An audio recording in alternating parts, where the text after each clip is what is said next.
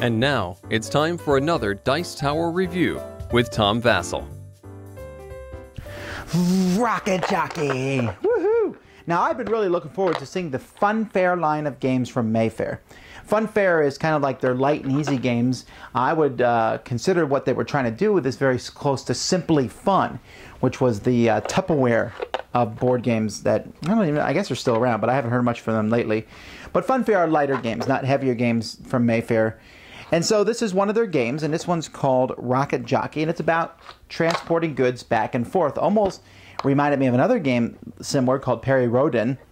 But this one is one that anybody can play. You don't have to like the space theme or not. It's kind of a thinky game. Well, I'm getting ahead of myself. Let's take a look, and I'll tell you what I think.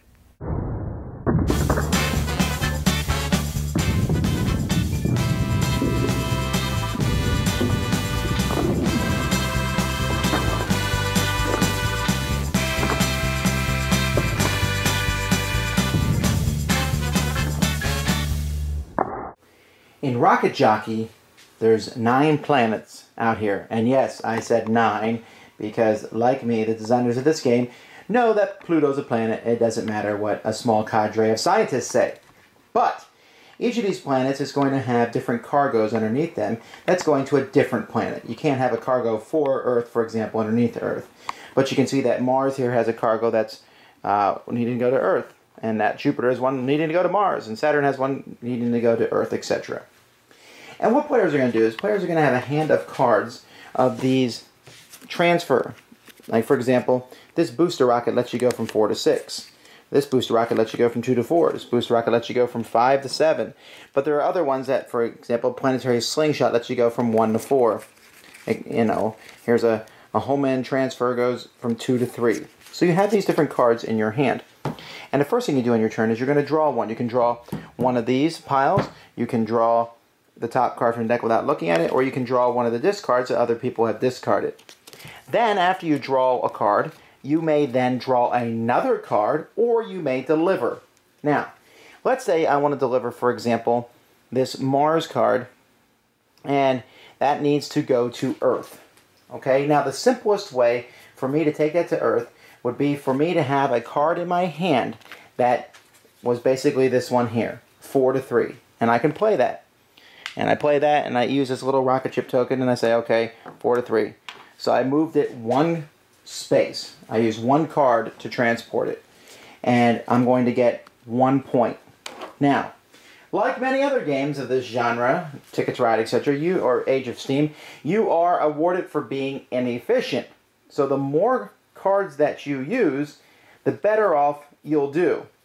And so you're able to go and move cards around, play as many cards as you want. So I could play a card, for example, that moves it from 4 to 6, and then play a card that goes from 6 to 5, and then from 5 to 4, and then from 4 to 3, which lets me use 5 cards and score 15 points. So you can see that the more cards you use in a single turn will let you get the cargo there and get more points. But you can also do a chain reaction, which means I could play a card that lets me deliver this right to Earth, and then I have a 3 to 5 card, and then I have a 5 to 7 card.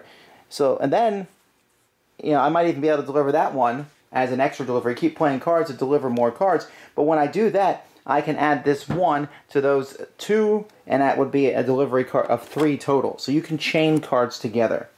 Also, if you deliver an express cargo, that's with this one, it basically counts as an extra card. So an express cargo that moves only one spot, or uses only one card, still counts as if 2 cards were used. The most cards you can use is 5, so after that there's no point, but that still gets you 15 points. Now, unfortunately, this game requires that you keep your point totals on a piece of paper, which I find a little disappointing because it's kind of a pain because you're writing points down the whole game every time someone does something. Now, you're not completely at the capricious whim of the cards. You do have some co-pilot cards of your color, and you can use these co-pilot cards in a couple ways. One, when you play one of these cards, you can add or subtract one to one of the numbers. So instead of this being a 5-6, I can make it a 4-6, or I can make it a 5-7, all right, by playing one of these cards. I can also claim a cargo and put it on one of those cards so that no one else can deliver that cargo before I have a chance to deliver it. If I don't use these cards, though, at the end of the game, each one of these cards is worth 3 points. Now, when all the cargo from this deck have been captured, then players are going to score points based on how many planet things that they have delivered. And you're going to get cards for sets. So if I have one of every planet, I'm going to get 35 points. If I only have all Earth cards, for example, I'm only going to get 1 point. So players are going to score somewhere in here. The more different planets that you deliver, then obviously the more points you're going to get for scoring. Once you're done with planet scoring, you're going to put the deck back together, but this time you're going to throw an Alien Visitors card in there. When this card shows up, it's going to start here at planet 10, supposedly, and each turn it's going to move 1. However, you can deliver it yourself, and once you deliver it to Earth, the game is over. It counts as a double express cargo, and at that point, players will do another planetary scoring, and whoever has the most points is the winner of the game.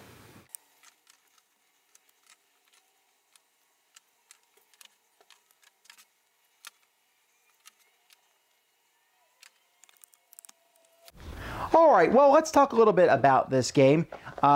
You go first. What do you think of Rocket Jockey? It's okay. I didn't really like it because I was really bad on it and I couldn't really find out which card. And even if I had one, I still couldn't find it. It was really hard for me. I'm really surprised. The Funfair game I thought would be a very light game. This has the auspices of being light, but it is not a light game. It's actually quite a thinking game because you're sitting there thinking, all right, if I take that to there and that to there and that to there and that to there, and then I can get back here, or I could do that to there, or I could use one of my co-pilots, and it really makes you think a lot. Don't you think so?